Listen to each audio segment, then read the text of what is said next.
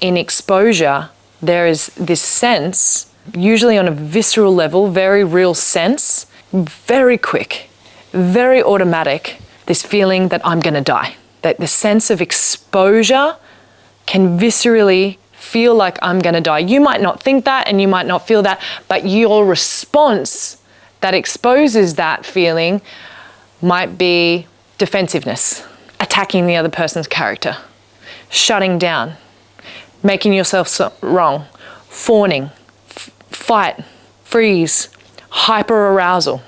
When you touch these aspects of you that are vulnerable and put behind you, or have kind of like been left out here in a way, when you get close to them, your system will know by your response that is generally defensive, reactive.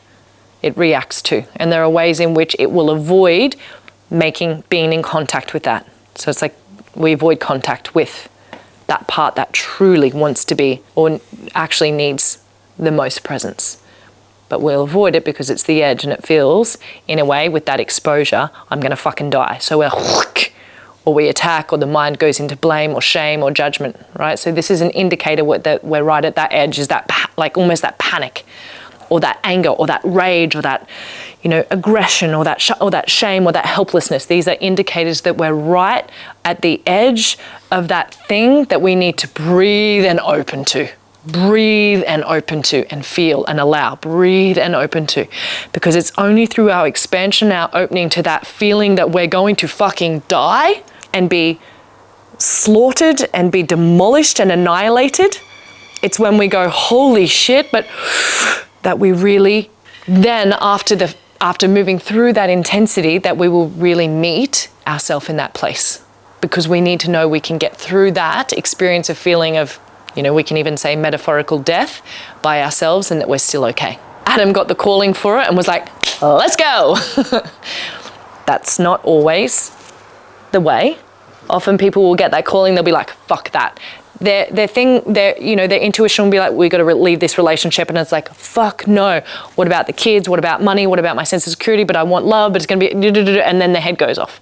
We can get a hint that actually we need to leave this thing and go back to that. No, and then so that when we're attached to what is right now, and you kind of get a peek behind the curtain, the intuition will point you in the direction, hey, go that way. We got to do this instead. You'll know that that's the direction to go, when it'll be like, no way, I'm going to die. I'm so exposed, fuck that. It's like, so as facilitators, the greatest skill that we can learn is when we're at that, like, open to it, like, whoa, it's like the intensity comes, and like we use the breath and we use actually gentleness and grace. Yeah? And that's the way to meet the most afraid parts. That's the way to repair those pieces that previously bonded to something that wasn't even available, that was the closest thing to love it could get. It's the closest thing to safety it could get. So it hooked on. Because we had to. We're like, there's no other way.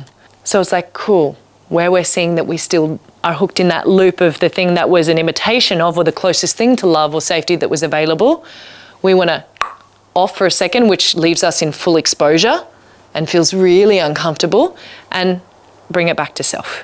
That whole process happens when we open to the discomfort and we open to that intensity. It's a process that we're so intelligent and wise that we don't have to do as long as we're open. There's no doing, there's just an opening and allowing of.